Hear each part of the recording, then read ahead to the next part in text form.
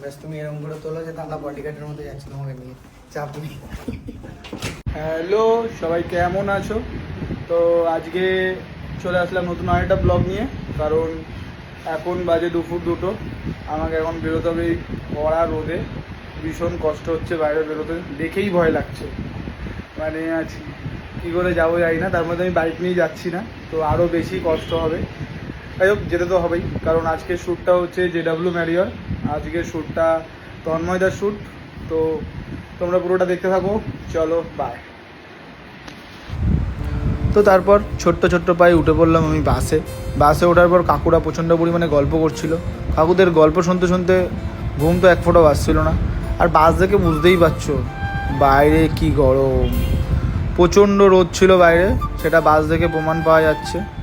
আমি বোধহয় একমাত্র ব্যক্তি যে এত গরমে কাজে যাচ্ছি, বাকি সবাই ঘুমোচ্ছে।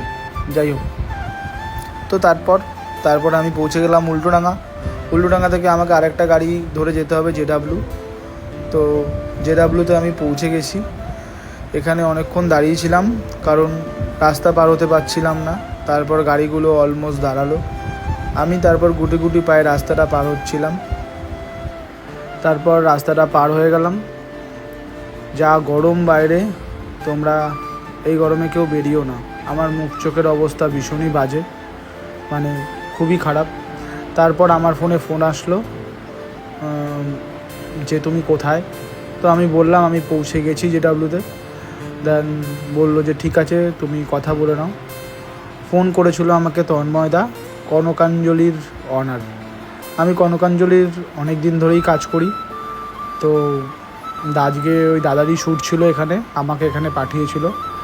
তো আমি এখানে ঢুকে গেছিলাম। তারপর এখানে ফ্রেশ হয়ে নিয়ে তারপর একটু নিজেকে দেখলাম যে ঠিকঠাক লাগছে। যাই হোক, তারপর ফোন আসলো ওপর থেকে যে তুমি কোথায়।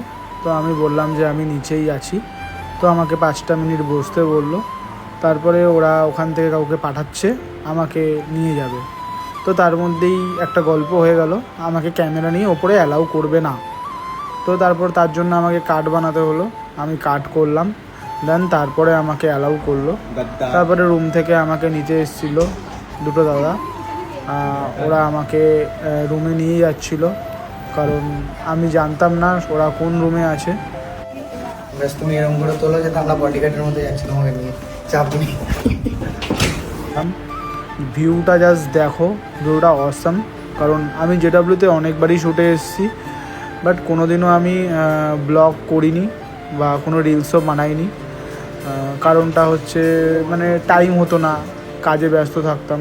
তো এই কারণেই আর কি করা হতো না।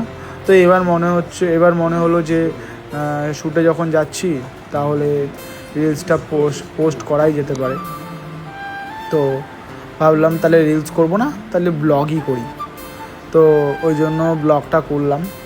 তো সবাই মেকআপ করছে যে যার মতন, সবাই যে যার মেকআপ করতে ব্যস্ত, কারণ শো আমাদের 7টা থেকে শুরু হবে। এখানে সব মেকআপের জিনিসপত্র রয়েছে। সবার সাথে কথা বলছিলাম, বেশ ভালো লাগছিল।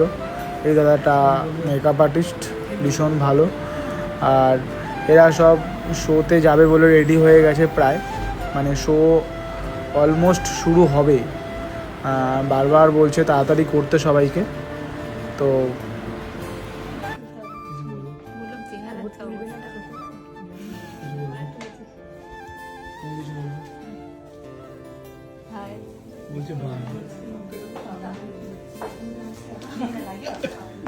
तुम लोग कुछ बोल रहे हैं? तुम्हारा नाम क्या है? My name is Massimo Yasha. कहाँ से हो? I'm from Nagaland. नागालैंड। अच्छा, तुम My name is Hassan. हाँ, I'm from Sikkim. कहाँ से हो? Sikkim. সিকিম। আচ্ছা, তারপর এখানে কিছু আমি ফটোশ্যুট করছিলাম, দেখছিলাম কতটা ভালো আউটপুট পাওয়া যায়, চেষ্টা করছিলাম। এই ফটোগুলো পরে পোস্ট হবে, তোমরা দেখতে পাবে সবাই। জাস্ট ভিউটা দেখো, দারুণ, খুবই সুন্দর।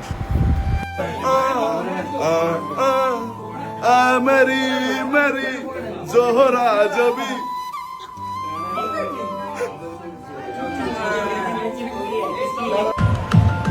শো চালু হয়ে গেছে। তো এখনকার জন্য বাই, সবাই ভালো থেকো, টাটা।